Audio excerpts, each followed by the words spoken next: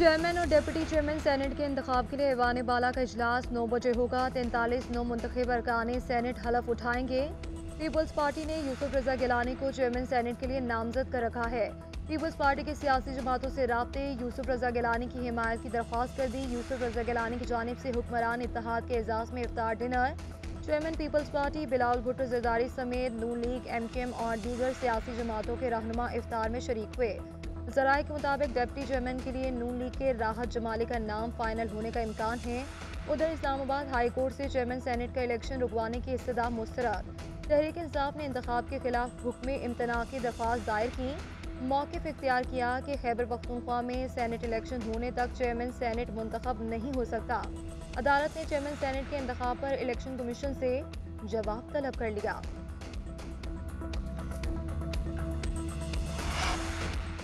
तहरीक इंसाफ का chairman senate के इंतखाब का बायकॉट का ऐलान। खैबर पख्तूनख्वा के सेनेटर्स की ऐवान में मौजूदगी तक चेयरमैन और डिप्टी चेयरमैन का इंतखाब मुलतवी करने का मुतालबा। कोर कमेटी तहरीक इंसाफ के इजलास के बाद एलामिया में कहा गया कि सेनेट में विफाक के तमाम मकाइयों की नुमाइंदगी के बगैर चेयरमैन और डिप्टी चेयरमैन सेनेट का इंतखाब गैर आइनी और नाकाबिल कबूल है। 9 अप्रैल को रजीम चेंज ऑपरेशन के 2 साल मुकम्मल होने पर कौम पुरअमन अंदाज में बाहर निकले। डॉक्टर आसिम को बानी चेयरमैन के मेडिकल चेकअप की इजाज़त न मिलना काबिल मुसम्मत है।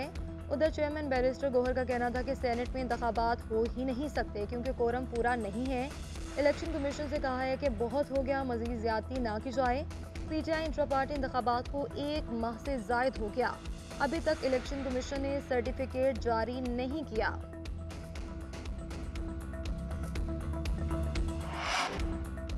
कराची को 3 माह के लिए फौज के हवाले किया जाए। रहनुमा एमकेएम मुस्तफा कमाल का मुतालबा। कहते हैं सिंध हुकूमत और नाहल सिंध पुलिस ने जुराइम की खुली छूट दे रखी है। कराची के शहरियों को चोरों, डाकुओं और कातलों के रहमो करम पर छोड़ दिया। किसी को कराची का नुहा सुनाई नहीं दे रहा है। 3 माह में स्ट्रीट क्राइम्स में हलाक होने वाले शहरियों की तादाद 60 होने वाली है।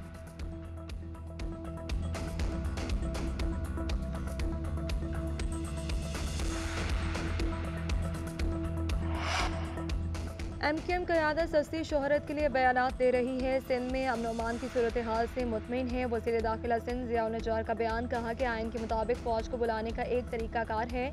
फ़ौज को सिर्फ जंगी हालात में बुलाया जाता है। हालात कंट्रोल करने में कुछ वक्त लगेगा। किसी जराइम पेशा शख्स को नहीं बख्शा जाएगा। जिस इलाके में जुर्म होगा वहाँ के SHO के खिलाफ कार्रवाई की जाएगी। IG सिंध कच्चे में सूरत हाल को देख रहे हैं। हुकूमत कच्चे के डाकुओं को सरेंडर करने का एक चांस देगी।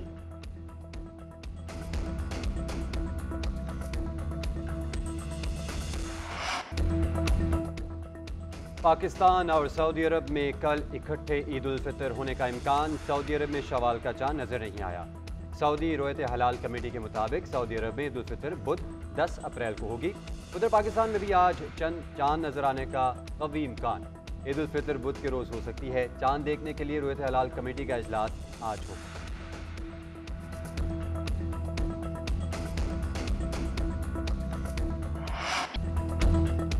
छोटी ईद की बड़ी तैयारी, खवातीन का मिशन। शॉपिंग जारी, कपड़े और जूते खरीद लिए। अब मैचिंग चूड़ियाँ, झुमके और ज्वेलरी लेने की बारी। फ्रॉक और सैंडल्स के साथ साथ मेहंदी की भी खरीदारी। रवायात से जुड़े खुस्से और कोल्हापुरी चप्पलें भी खवातीन की खास तवज्जो का मरकज। चूड़ियों के रंग बिरंगे जगमगाते दीदा जेब स्टॉल्स, बाजारों की रौनक। मेहंदी के स्टॉल्स पर भी लड़कियों का रश। बच्चों ने मनपसंद कपड़ों और मैचिंग अशिया की रट लगा दी। दर्जियों के सताए मर्दों ने भी रेडीमेड सूट खरीदने के लिए बाजारों का रुख कर लिया। कपड़े जूते खरीदने के बाद सजने संवरने के जतन। चेहरे का फेशियल कराने, स्किन पॉलिश कराने के लिए भाग दौड़।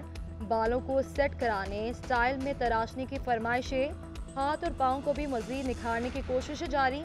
खवातीन में नाखूनों को पुरकशिश और जाज़िब बनाने का रुझान भी फरोग पाने लगा। सऊदी अरब 5 अरब डॉलर से पाकिस्तान में सरमायाकारी का आगाज करेगा। पैकेज के पहले फेज को जल्द पाया तकमील तक पहुंचाने का अज़म। वज़ीर आज़म शहबाज शरीफ और सऊदी वली अहद की मुलाकात में सरमायाकारी के हवाले से अहम फैसले। एलामिया जारी। पाकिस्तान और सऊदी अरब का कारोबार और सरमायाकारी में ताउन बढ़ाने के अज़म का इजहार। सऊदी वली अहद ने पाकिस्तान का दौरा करने की वज़ीर आज़म की दावत कबूल कर ली। बाहमी दिलचस्पी के इलाकाई और आलमी पेशरफ्त पर भी तबादला ख्याल किया गया। मुलाकात में पाकिस्तान की मईशत में सऊदी अरब के ताउन को सराहा गया। दोनों रहनुमाओं का गजा की सूरत हाल पर तशवीश का इजहार। गजा में इसराइली फौजी कार्रवाइयों को रोकने के लिए बैन अल-अक़वामी कोशिशों पर जोर दिया गया।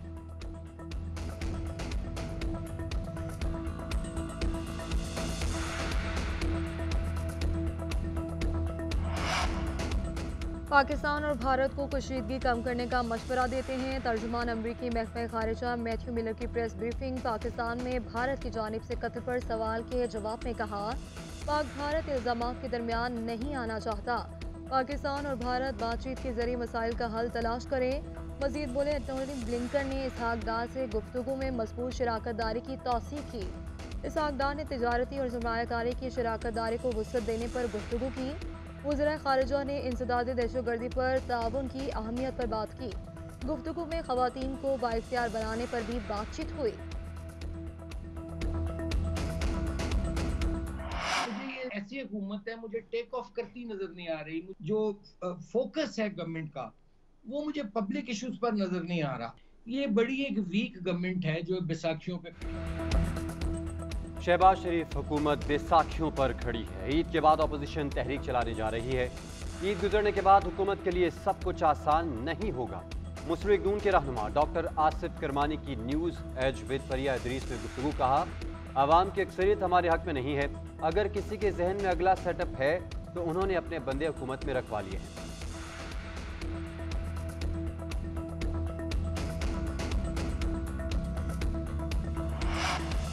मिलिट्री कोर्ट से 1 साल की सजा पाने वाले 20 अफराद की रिहाई। आर्मी चीफ ने इंसानी हमदर्दी की बुनियाद पर ईद से पहले बाकी सजा माफ कर दी। 10 माह की कैद काटने के बाद 6 और 7 अप्रैल को रिहा किया गया। तफसीलात सामने आ गई। 8 का ताल्लुक रावलपिंडी और 3 का लाहौर से है। 5 मुजरिम गुजरावाला, 3 दीर और 1 मर्दान का रिहायशी है।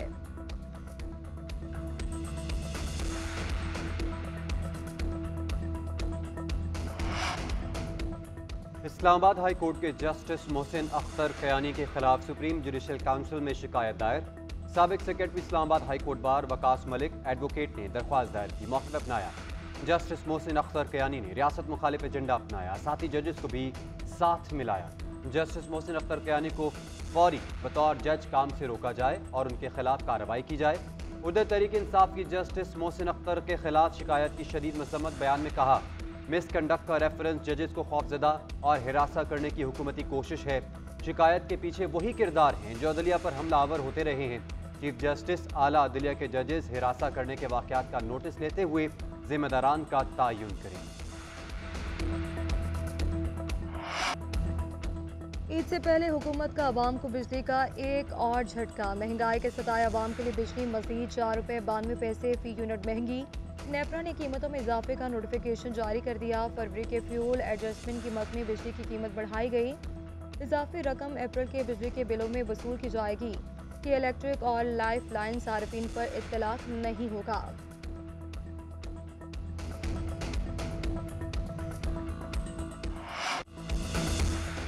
रवा साल का पहला मुकम्मल सूरज ग्रहण कई घंटे जारी रहा।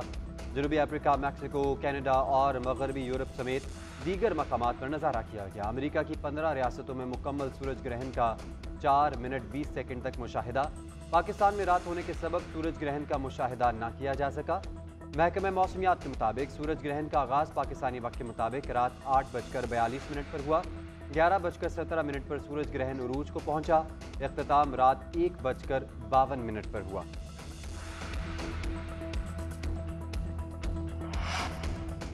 आर्मी चीफ का कौमी क्रिकेट टीम के एजाज़ में इफ्तार dinner. Chairman PCB Mohsin Naqvi और दीगर हुकाम शरीक। एहतमाम आर्मी हाउस रावलपिंडी में किया गया। आर्मी चीफ की जानिब से कौमी टीम के लिए नेक ख्वाहिशात का इजहार। खिलाड़ियों ने बेहतरीन तरबियत का मौका फराहम करने पर पाक फौज का शुक्रिया अदा किया।